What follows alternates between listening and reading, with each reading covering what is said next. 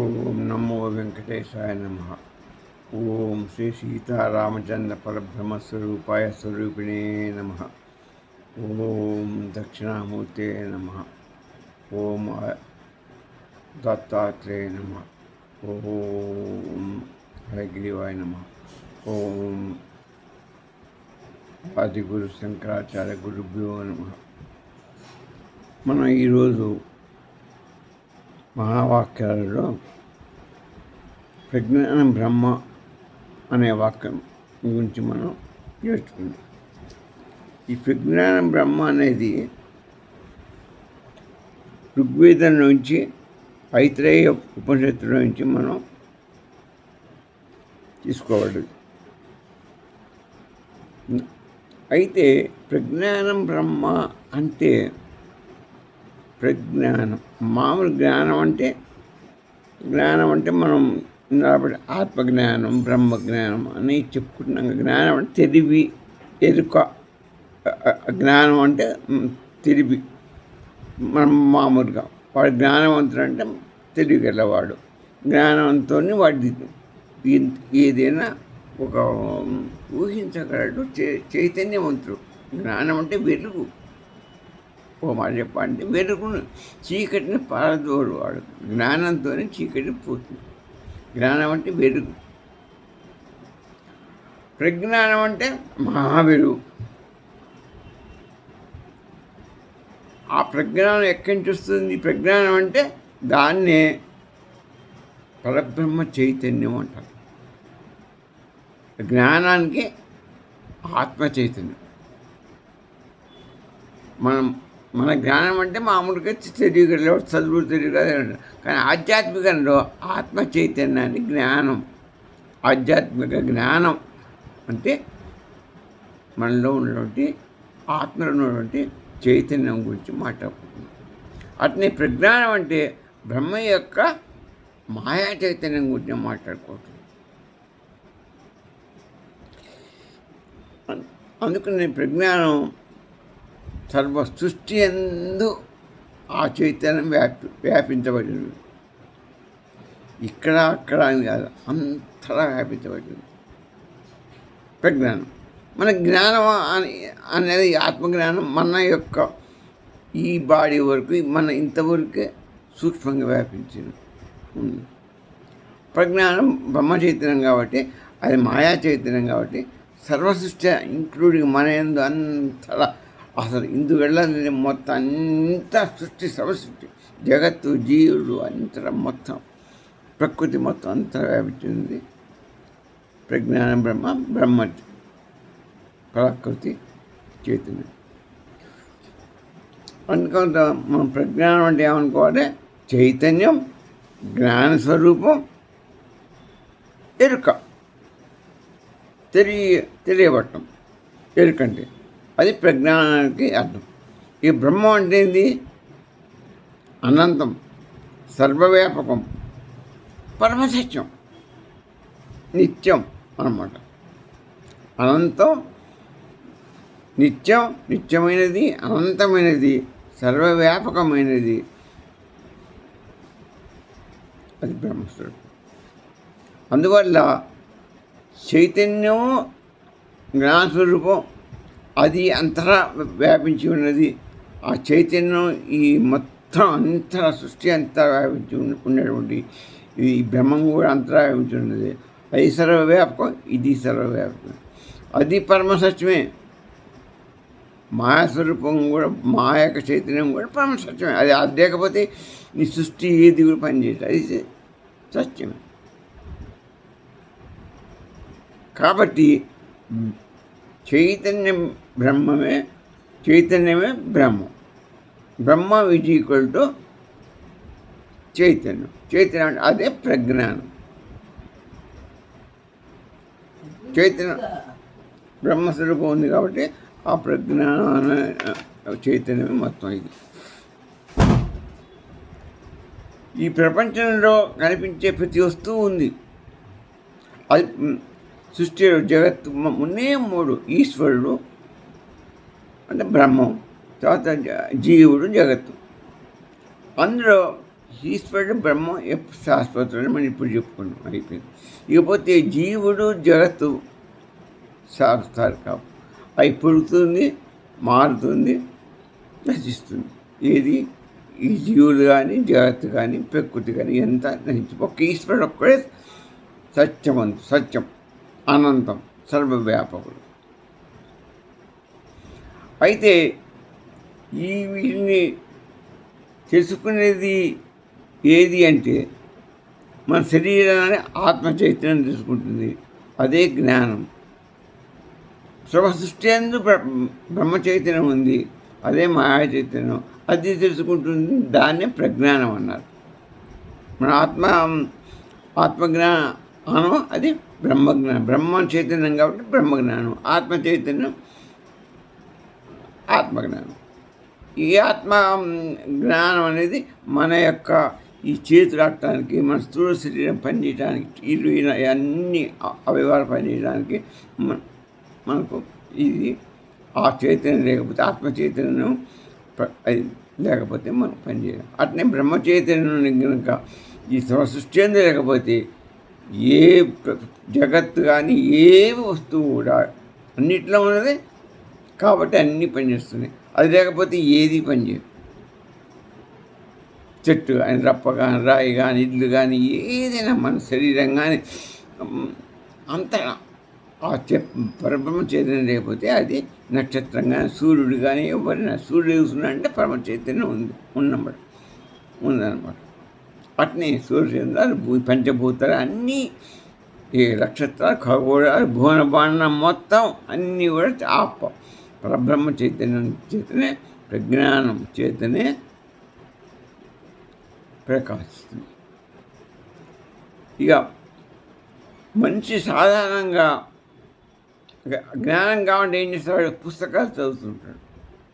అన్నీ మన మామూలుగా అంటే ఈ లోక జ్ఞానం కావడం కొరకు ఈ లోక సంబంధించిన మొత్తం పుస్తకాలను చదివి తన జ్ఞానం బాగా పెంపొందించుకొని దానికి ఒక సర్టిఫికెట్లు అవి పొంది ఉద్యోగం సంపాదించుకొని ఇక్కడ దీనికి సంబంధించిన జ్ఞానం ఇది వేరే.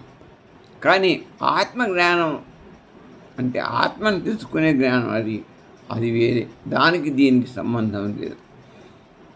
అవి ఉపనిషత్తుల్లో మాత్రమే చెప్పబడి ఉంది. ఆత్మజ్ఞానం అంటే ఉపనిషత్తులు వేదాలు మాత్రమే చెప్పింది, అక్కడ నేర్చుకోవాలి. ఈ బళ్ళు ఈ యొక్క మన ఈ జగత్తులు చేసుకునేది ఇదంతా అవిద్య, అది విద్య. ఆధ్యాత్మిక విద్యనే విద్య అంటారు. ఇది అవిద్య, ఇది విద్య కాదు. ఈ శరీరం నశించిపోయే శరీరానికి పనికొచ్చే విద్య కాబట్టి ఇది నశించిపోయేది, మారుతుంటుంది. ఇదంతా ఇది వేరే, ఇదంతా పుట్టుతుంది, గిడుతుంది, మారుతుంది. ఈ విద్య కూడా రోజుకొక రకంగా మారుతుంది. ఇప్పుడు నేను చిన్నప్పుడు చదువుకున్న విద్య ఇప్పుడు లేదు. ఇప్పుడు టెక్నాలజీ మారుతుంది, మళ్ళీ ఇంకా ముందు ఇంకా మారుతుంది. నిన్న ఉన్న టెక్నాలజీ ఇవాళ లేదు, ఇవాళ ఉన్న టెక్నాలజీ రేపు ఉండదు. ఇదంతా విద్య, ఇది మారిపోతుంది. కాబట్టి ఇది విద్య కాదు, మారని విద్య ఆత్మజ్ఞానం. అదే ఆత్మ విద్య. ఉపనిషత్తు బోధించేది అసలైన విద్య, అసలైన జ్ఞానం, అసలైన ఆత్మజ్ఞానం. ఆ బ్రహ్మజ్ఞానం, ఆ ప్రజ్ఞానం శాశ్వతం, ఈ ఆత్మజ్ఞానం శాశ్వతం. ఆ పరబ్రహ్మ చైతన్యం శాశ్వతం, ఈ ఆత్మ చైతన్యం శాశ్వతం. మన యొక్క ఆలోచన తెలుసుకునేది జ్ఞానం, అంతే కదా. అట్ని భావాలను తెలుసుకునేది జ్ఞానం, సుఖ దుఃఖాలను తెలుసుకునేది జ్ఞానమే. నిద్ర వచ్చిందని చెప్తుంది, గుర్తించేది కూడా జ్ఞానమే. ఈ జ్ఞానం లేకపోతే మన ఆ ఎరుక లేకపోతే, జ్ఞానం అనే దాని వల్ల వచ్చి ఆ చైతన్య శక్తి వల్ల వచ్చే జ్ఞానం లేకపోతే శరీరం జడం, మనస్సు జడం, బుద్ధి జడం, శరీరం అంతా అన్ని జడాలు. జడ అంటే అవి చలనం లేకుండా పోతే, ఈ జ్ఞానం ఉంటేనే, ఆత్మ చైతన్యం ఉంటేనే మన శరీరాలు చలనం ఉంటే పనిచేస్తారు. అతను జడాలి, బుద్ధి కానీ మనసు కానీ శరీరం కానీ అన్నీ జడపదార్థానికి లెక్క. దానికి చైతన్య స్పర్శ ఉండదు. చైతన్య స్పర్శ ఉంటేనే ఇవన్నీ పనిచేస్తాయి. అట్నే పరబ్రహ్మ చైతన్యం ఉంటేనే మొత్తం సృష్టి మొత్తం పనిచేస్తుంది. ఇక దీనికి ఆ కేనోపనిషత్తు ఏం చెప్తుందంటే, ఏన మనసా నమ్మనుతే, ఏన మనసా నా మన్నుతే, మనస్సు గ్రహించలేనిది, నమ్మనితే గ్రహించలేనిది, కానీ మనస్సుకు శక్తినిచ్చేది మాత్రం బ్రహ్మం. మనస్సుతో మనం గ్రహించినటువంటిది, ఆ మనస్సుకు శక్తినిచ్చేది ఏంటి అంటే బ్రహ్మం. బ్రహ్మం అంటే ఆత్మ. బ్రహ్మ కూడా ఆత్మ మనం అనుకున్నాం కదా. మనకి ఈ మనలోని మనస్సుకి, మన బుద్ధికి, ఈ శరీరానికి శక్తినిచ్చేది ఏంటి అంటే ఆత్మ చైతన్యము, బ్రహ్మం, బ్రహ్మ చైతన్యం, బ్రహ్మం, పరబ్రహ్మ స్వరూపం. ఇక తైత్తిరీయ ఉపనిషత్తు ఏం చెప్తుందంటే, సత్యం జ్ఞానం అనంతం బ్రహ్మ. తైత్తిరీయ బ్రహ్మం అనేది సత్యస్వరూపం, సత్యం. బ్రహ్మం సత్యస్వరూపం అంటే ఎప్పుడూ ఉండున్నటువంటిది. జ్ఞానస్వరూపం అది సత్యస్వరూపం, ఎల్లకాలం ఉండేది సత్యం. జ్ఞానం కూడా ఎల్లకాలం జ్ఞానస్వరూపం. దాంతోపాటు చైతన్య జ్ఞానం అంటే చైతన్యం, ఆ జ్ఞానం కూడా ఎప్పుడూ ఉండేది. చైతన్యం ఉంటేనే జ్ఞానం వస్తుంది. కాబట్టి ఆ చైతన్యం, ఆ పరబ్రహ్మ చైతన్యం కూడా శాశ్వతమైనది. అది కూడా అనంతమే, అంటే ఎల్లకాలం ఉంటుంది. ఆ జ్ఞానం, ఆ చైతన్యం కూడా ఎల్లకాలం ఉంటుంది. బ్రహ్మం ఎల్లకాలం ఉంటుంది, ఆయన యొక్క చైతన్యం కూడా ఎల్లకాలం. జ్ఞానం మాయా చైతన్యం, ఆయన మాయా పడిన చైతన్యం కాబట్టి ఆ మాయా చైతన్యం కూడా ఎల్లకాలం ఉంటుంది. అంటే సత్తు చిత్తు ఇద్దరు శాశ్వతులు. నీ ఉనికిని ప్రసాదించేవాడు సత్తు, నీ చైతన్యాన్ని ప్రసాదించేది చిత్తు. ఈ రెండు శాశ్వతులు, నిత్య సత్యమైన వాళ్ళు, జ్ఞానస్వరూపులు. తర్వాత అనంత స్వరూపం ఇంకొస్తా, అనంతం, సర్వవ్యాపకులు. కాబట్టి సత్యం, జ్ఞానం, అనంతం, పరబ్రహ్మ స్వరూపం. అదే సత్యస్వరూపం.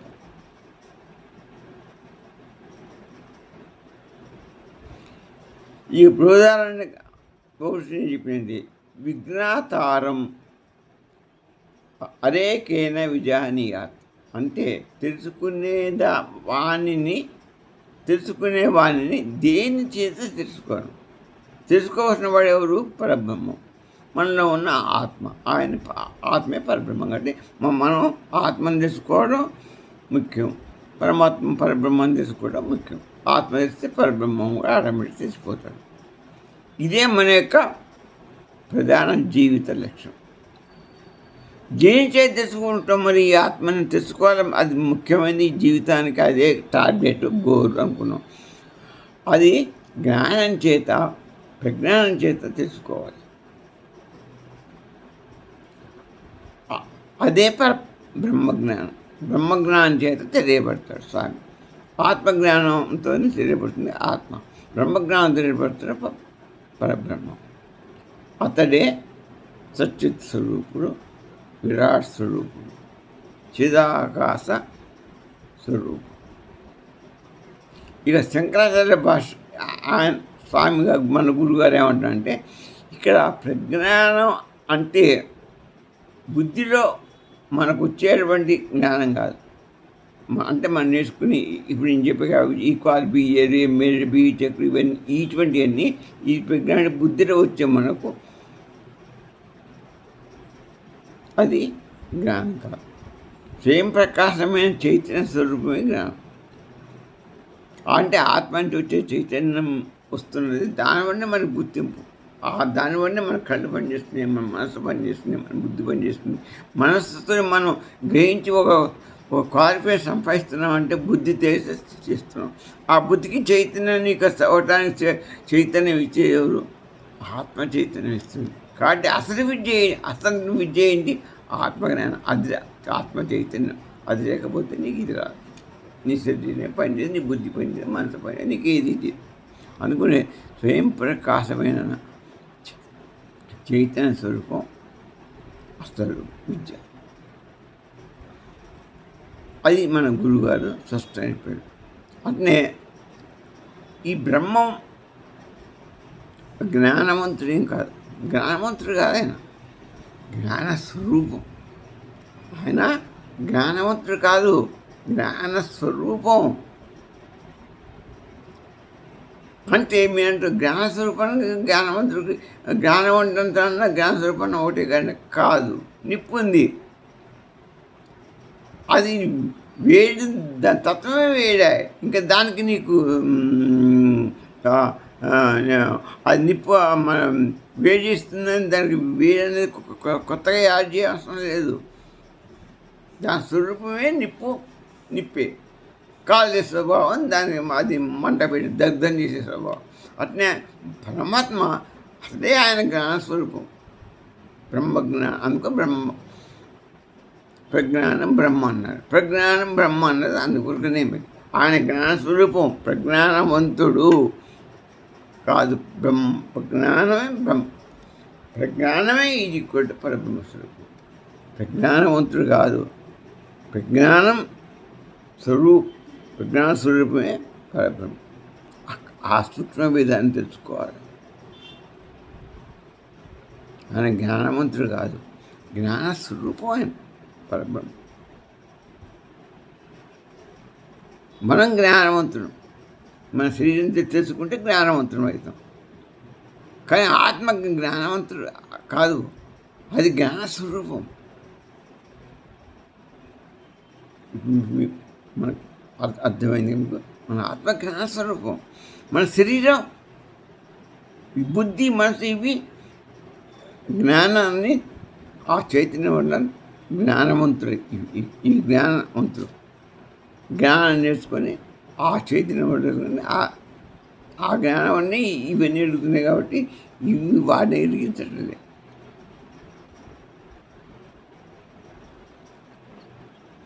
అగ్ని వేడిని అది అగ్ని వేడి కలిగి ఉన్నదని చెప్పడం కాదు, అగ్ని అంటేనే వేడి. ఇక నువ్వు అగ్ని వేడిగా ఉంటుంది, కాలుతుందని చెప్పడం లేదు. అగ్ని అంటేనే వేడి, కరెంట్ అంటేనే కరెంటు. దాని కరెంటుని వేడి దాని స్వరూపమే కరెంటు. కనపడదు, పవర్ఫుల్, షాక్ కొడుతుంది, ఇది ఎంత దాని స్వరూపం. అట్లాగే బ్రహ్మజ్ఞానాన్ని అలాగే పరబ్రహ్మస్వరూపుడు జ్ఞానాన్ని కలిగి ఉండటం కాదు, బ్రహ్మమే జ్ఞానం. బ్రహ్మం అంటేనే జ్ఞానం, సత్యం, అనంతం జ్ఞానం. ఇందాక చెప్పుకున్నాక అదే. ఇక అద్వైతం ఏం చెప్తుంది? ప్రజ్ఞానమే బ్రహ్మం అని చెప్తుంది. అంటే అర్థమవుతుంది కదా, ఆ చైతన్యమే జీవుని యొక్క నిజస్వరూపం. ఆత్మ చైతన్య జీవుని యొక్క నిజస్వరూపం. ఆ చైతన్యం లేకపోతే దీనికి విలువ లేదు. విశిష్టాద్వైతం ఏం చెప్తుంది? చైతన్యం జీవుని యొక్క ధర్మం. చైతన్యం జీవుని యొక్క ధర్మం. పరమాత్మ ఆ చైతన్యాన్ని ఇచ్చి మనకు జీవునిగా బతుకురా అని చెప్పాడు. కాబట్టి ఆ మన జీవుని యొక్క చైతన్యం ఒక ధర్మం, అంతే. ఆయన ఇచ్చాడు మనకి భగవంతుడు. పరమాత్మ అనంత ఆయన పరమాత్మ అనంత చైతన్య స్వరూపుడు. ఆయన చైతన్యం మనకు కొద్దిగిచ్చాడు. అది ఇక ద్వైత వేదాంతం ద్వైత మనసు మధ్వాచార్య అని చెప్పారు. జీవుని చైతన్యం పరిమితం, స్వల్పం. పరబ్రహ్మ యొక్క ఈశ్వరుని యొక్క చైతన్యం అనంతం. అది వారు చెప్పారు. ఈ శుద్ధ ద్వైతం ఏం చెప్పారు? అంటే సర్వ జగత్తు మొత్తం, జీవుడు, జగత్తు, ప్రకృతి అన్ని అంత సర్వ జగత్తు భగవంతుడి యొక్క చైతన్య ప్రకాశమే ఆయన యొక్క ప్రకాశ స్వరూప. అంతా వ్యాపించింది. ఈ భేద వేదాంతం ఏంటి? చైతన్యంలో ఏమాత్రం భేదం లేదు, అంతలో ఉన్నది ఒకే చైతన్యం, అదే పరబ్రహ్మ చైతన్యం. మరి ఎక్కడుంది? మరి నాలో ఉన్నది చైతన్యం ఒకటి, దోమలో ఉన్న చైతన్యం ఒకటి, మీలో ఉన్న చైతన్యం ఒకటి, అందరిలో ఉన్న చైతన్యం ఒకటి. అక్కడ భేదం మాత్రం లేదన్న వ్యక్తీకరణలో భేదం ఉంది. నేను ఆ చైతన్యాన్ని తెలుసుకొని నేను మీకు చెప్తున్నాను, మీరు ఆ చైతన్యాన్ని గ్రహించలేకపోతున్నారు, ఆ వ్యక్తీకరణ చేసుకోలేకపోతున్నారు, గ్రహించలేకపోతున్నారు. అది భేదం. ఇది భేదాభేద సిద్ధాంతం.